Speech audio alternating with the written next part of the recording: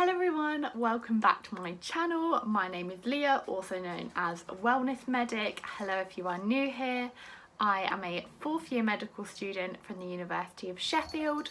I'm also a mental health advocate, I guess a social media content creator, and I'm also a cat mum of 2 gorgeous cats. Today I wanted to talk about tips for starting medical school, including what to expect and things I wish I'd known before I joined. I know that a lot of you will be going to medical school, which is amazing, and if you're anything like me, no matter how excited you are, you'll also be quite nervous and anxious, which is completely normal and absolutely okay. So I thought today I'd run through some tips on some things that I wish I'd known about before I started medical school to hopefully give you that bit of reassurance and give you the oomph to know that everything is going to be okay. So as always, if you do like this video, I'd really appreciate a massive thumbs up. And if you do like this video, if you could subscribe down below, that would be amazing. Anyway, let's get on with the video. So the first one, and what I think is really important to know straight away, is that the workload is manageable. I think you definitely hear a lot of how intense medical school is going to be, how much work you'll have to get done, and it's not necessarily a lie. There is a lot of work and it can feel very intense, but it's also very manageable as well. If you look after your time and if you're organised and on top of it, then you'll actually find it's quite manageable, especially in first year. The way it usually works is that, or at least with Sheffield, we would have, in the morning, we would have lectures, say 9 to 1 or 9 to 12. And then in the afternoon, we would either have a small group teaching, we would have a GP placement, or we could just have self-study time. So it's definitely manageable and it's easy. But what I'd say is do keep on track of your deadlines, make sure you're organised, make sure you're... Can you hear my cat?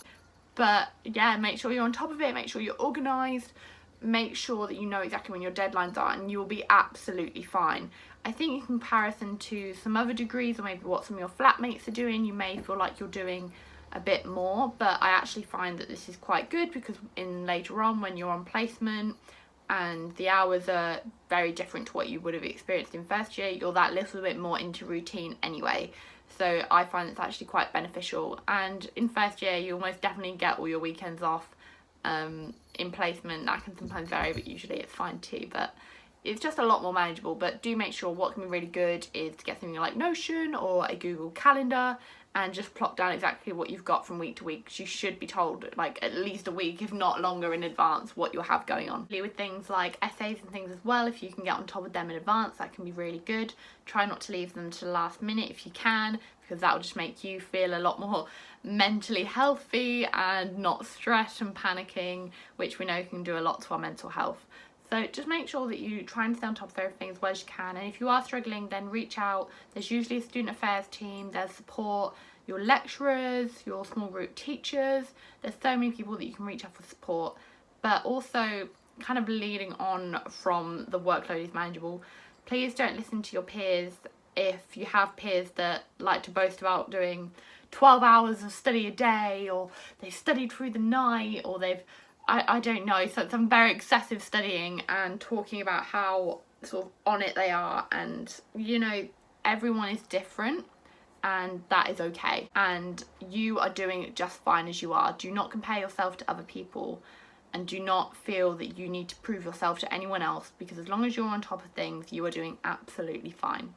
Also, just a side note, if you're wondering why this is a J, my partner's name is Josh, and our friends bought him this mug for his birthday as a joke, but I actually really like it, and it's a perfect size tea mug, so I'll be drinking out of that today. Sorry Josh if you see this. So yeah, let's go on with number 2. Number 2 is about knowing that friends come in time. You might find that you find friends straight away and you're sort of set and you've got a lovely little group and you're really happy, and that is amazing. That is absolutely brilliant. That is like best case scenario. Whether they're your flatmates or people you meet at med school, that's brilliant. But also what I'd say is don't worry if that doesn't come straight away. Medical school is 5 years. You will change a lot. Some of your peers will intercalate, so they'll take a year out, they might go to a different city, they'll be on a different course. Some more of your friends might take leaves of absences like I did. There's so many different reasons, and you're always shuffling around, especially when it comes to placement. You'll be meeting new people from your course that you may never have even seen before. Do not worry if you haven't found those set of friends straight away. They will come in time, but these things can sometimes take time. So be kind to yourself, be as open as possible to meeting new people, to spending time getting to know other people. And even if you have found your friendship group straight away, don't close yourself off immediately. If you close yourself off immediately, you're blocking off opportunities to make more friends. And also, you just never know what could happen in the future. So it can be really good to keep yourself as open as possible. I'm someone that has social anxiety, though I do find that quite hard. And I have struggled in the past to trust people.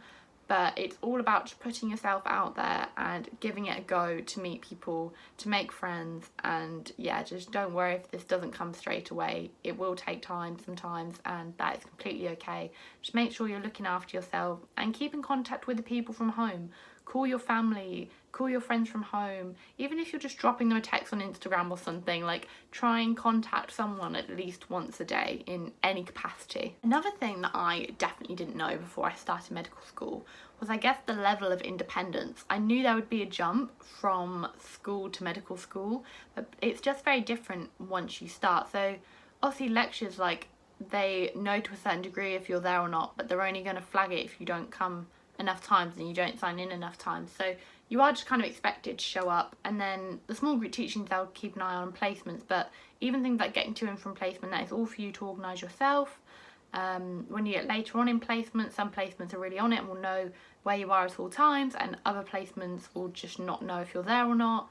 Sometimes the doctors will know you're coming, sometimes they won't. And if you do get any placement experience in first year, this may be your experience that you have. But that comes with the independence of knowing what you want to get done, what you want to fulfill. So when I go to placement, for example, I kind of have a rough idea of what I want to get done that day. So at the moment I'm in obs and gynae. So in labour, I was on labour ward today, and what I kind of wanted to get signed off was to feel a pregnant abdomen. I was hoping to potentially get into theatre. So that was kind of the rules, but I like to have a brief idea of roughly 1 or 2 things I really want to get done that day, and it just makes the process a lot smoother. In first year, I doubt you'll get a lot of placement time, but you'll probably get some GP time, which is amazing, and just be as open as possible to learning, and you will be fine. And it is a really good experience and you grow a lot and you become a lot more independent and a lot more self-sufficient.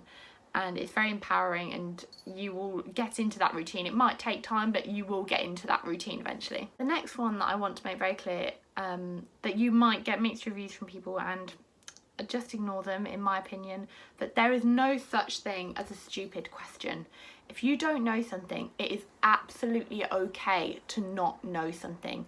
Say a lecturer asks you a question or a consultant asks you a question. If you don't know, that is absolutely okay. No one should be expecting you to have all the answers.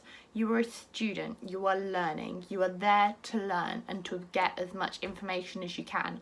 You are not expected to know absolutely everything. Now, I'm not going to sit here and tell you that everyone that you come in contact with will understand that necessarily, but that's something that you should be aware of and that you should know. So when you come back at the end of the day, no matter what the experience that you've had, you know that you're doing everything you're meant to and you're asking questions to build your learning, and there is nothing wrong with not knowing something because you are a student and you're there to learn. A bit of a personal one for me was about I needed to change my study techniques. So the next tip, I suppose, is you might find your old study tips don't work, and that is okay.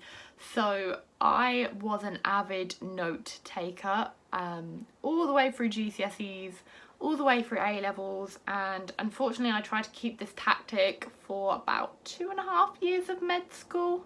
I mean, I passed through my exams, that was all fine, so it was working, but I just could not find it beneficial once I started placement.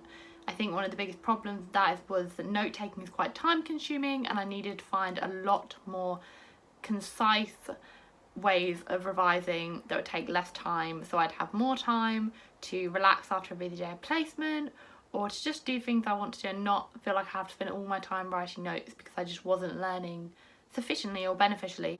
I would say just don't worry if you're finding that, say if you are a note taker and all of a sudden you feel really swamped in notes and you feel like it's not working. There's nothing wrong with switching it up. You'll probably find that a lot of med students will say one of the best things that you learn in first year is actually a good revision technique. So don't do what I did and force yourself to stay stuck into old habits. Embrace new habits. Find out what your peers, how your peers are studying. Find out how, like, older years, find out how they studied, how they found it, if they'd switched from a previous technique and why. There's nothing wrong with asking questions like that. Look online, look on YouTube, there's so many good study videos. I will make my own at some point, but for now I definitely recommend Tash Binney's, her How I Study and Got Ranked First Decile video, I think it's called. That is such an insightful video and it's very, very similar to how I now revise. And I adapted to that method through what I just told you, from realising that my current revision method just wasn't beneficial for me. I needed to change it. I looked around at some others. I tried things like mind maps and things like that. Didn't really work.